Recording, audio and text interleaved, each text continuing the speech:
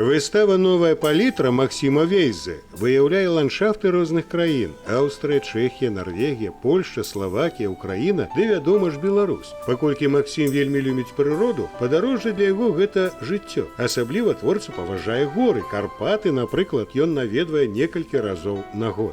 Для белорусов это самые доступные горы, самые близко расположенные, и люди самые приятные там. Все наслышаны про грузинское гостеприимство, но в Западной Украине оно не менее колоритное и не менее интересное.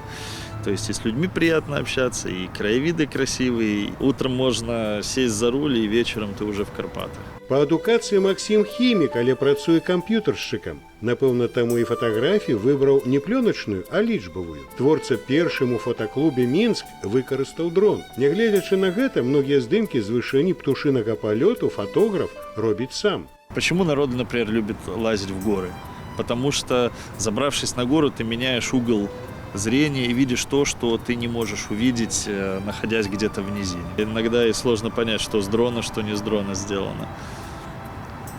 В общем-то, за этим-то в горы и ездим. На выставе «Новая палітра» Максіма Вейзе прадстаўлены работы 2019-2020 гадоў. Павандраваць па маляўнічых кутках Беларусі і Еўропы у фотаклубе «Мінск» можна да 22 ліпеня.